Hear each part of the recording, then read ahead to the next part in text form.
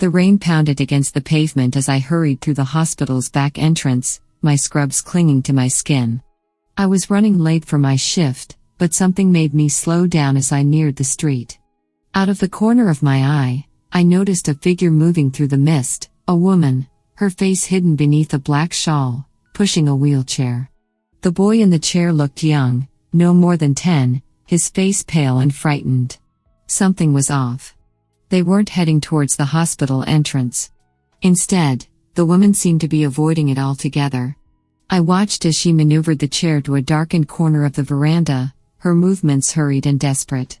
I couldn't shake the unease gnawing at me, so I followed at a distance, keeping close to the shadows. Just as I reached the corner, she stopped abruptly.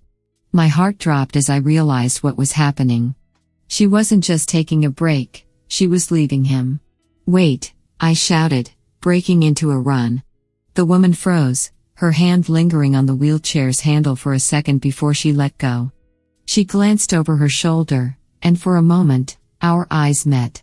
There was a flicker of something, fear, maybe regret, but she turned and bolted, her footsteps splashing through the puddles. I reached the boy, but the woman was already gone, disappearing into a taxi that sped off into the rain-soaked night. "It's okay, I'm here," I whispered, kneeling beside him. The boy was trembling, his wide eyes staring at the spot where his mother had just been. "She said she'd come back," he whispered, his voice barely audible over the rain. "But she didn't." "My name's Julia," I said softly, brushing wet strands of hair from his face. "What's your name, sweetheart?" "Percy," he replied, his voice cracking. I don't know why she left me. I didn't have any answers for him. I didn't even know why I felt this overwhelming need to protect him. Maybe it was the way his tiny hands clutched the armrests of the wheelchair, or the way his tears mixed with the rain on his cheeks. But in that moment, I knew I couldn't just leave him there. I brought him inside, where the warmth of the hospital was a sharp contrast to the cold night outside. As we entered the emergency room, the lights seemed too bright, the sounds too loud. The nurses glanced at me curiously, but I ignored them as I led Percy to a nearby chair. "Let's get you checked out, okay?" I said, trying to keep my voice steady. But inside, I was anything but calm. Who would abandon their child like this? Why? The doctors quickly assessed Percy and confirmed my worst fears. Without surgery, his condition would worsen. His right leg had a severe deformity that required immediate attention. The procedure would be costly, but that wasn't the only problem. No one knew where his mother had gone, and without her consent, we couldn't proceed. "Has she called? Come back?" I asked Dr. Harris, who shook his head solemnly. "It's been hours, Julia. I'm sorry. If she doesn't return by morning, we'll have to involve social services." The thought of Percy being passed from one foster home to another made my stomach churn. I couldn't let that happen. There had to be another way. Then it hit me. My brother, Michael, ran a shelter for orphan children just outside the city. Maybe Percy could stay there temporarily while I searched for his mother. It wasn't a perfect solution, but it was better than leaving him alone in a system that might forget him. I knelt beside Percy again, brushing his wet hair back. "Listen, Percy, I'm going to help you. You're going to be okay." He looked at me with wide, trusting eyes, and in that moment, I made a promise to myself. I would find his mother, no matter what it took. And if I couldn't, I'd make sure he was never alone again. Days turned into weeks, and the rain that had marked my first encounter with Percy finally gave way to the crisp, cool air of autumn. Percy had settled into Michael's shelter, and though he missed his mother terribly, he was starting to smile again. We spent hours together whenever I wasn't on shift, playing board games, reading books, and talking about everything from his favorite cartoons to the dreams he once had of becoming a firefighter. But every time I asked about his mother, Rebecca, he'd grow quiet. He didn't know much, just that after his father died, they moved constantly, finally ending up in an old, dilapidated trailer on the outskirts of town. The little he could remember wasn't enough to trace her. Still, I refused to give up. Every spare moment I had was dedicated to finding Rebecca. I visited every shelter, soup kitchen, and halfway house in the city. I even went back to the trailer park Percy mentioned, but it was abandoned, just like the life Rebecca seemed to have left behind. The search consumed me. I knew I was becoming obsessive, but every dead end only made me more determined.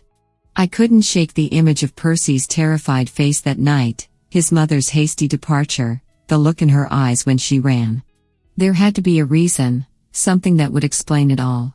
One evening, after another fruitless day of searching, I returned to the shelter to find Percy sitting in the corner of the common room, his head down. He didn't look up as I approached. "Percy, sweetheart, what's wrong?" I asked, kneeling in front of him. He sniffled, wiping his nose on his sleeve. Do you think she left because she didn't want me anymore?" His question hit me like a punch to the gut. I reached out, pulling him into my arms. "No, Percy. That's not it at all. I'm sure your mom loved you very much. Maybe she just didn't know how to take care of you the way you needed. But, why didn't she come back?" His voice was muffled against my shoulder, and I could feel his small body trembling with suppressed sobs. "I don't know, Percy," I admitted, feeling the weight of my own helplessness. "But I promise, I'm doing everything I can to find her." He pulled back, his tear-streaked face looking up at me with a mixture of hope and doubt. "And if you don't find her?" I hesitated, then took a deep breath. "Then I'll be here for you. No matter what." His eyes searched mine, and for the first time, I saw a flicker of something like trust. "Okay," he whispered, his voice barely audible. That night, after I tucked him into bed, I made a decision.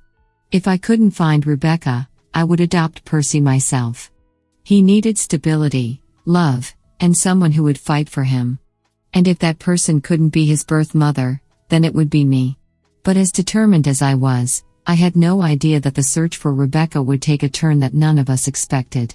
Months passed, and with them came the bittersweet realization that Rebecca might never return.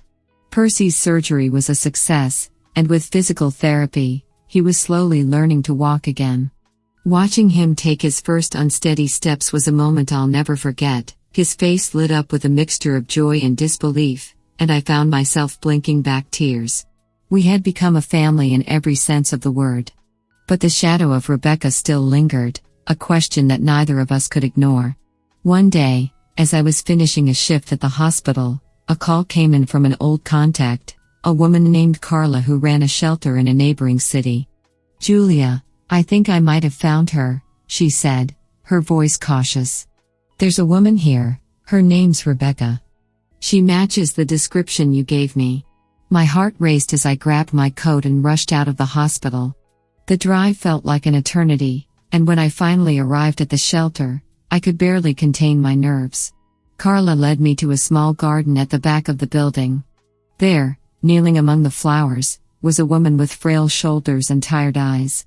Her hair, once dark and full, was now streaked with gray, and her clothes hung loosely on her thin frame.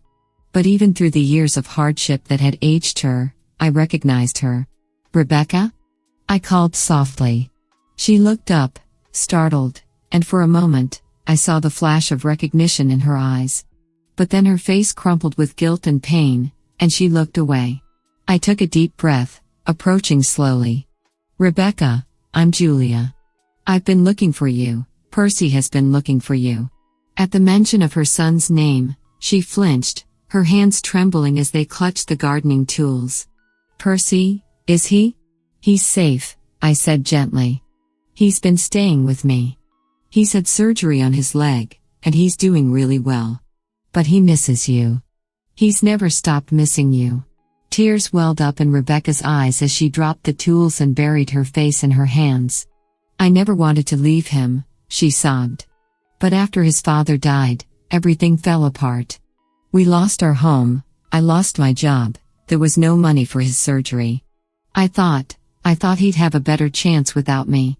I knelt beside her, placing a hand on her shoulder. "He's doing so well, Rebecca. But he's been carrying this weight, wondering why you left him. He needs to hear it from you." For a long moment, Rebecca didn't speak.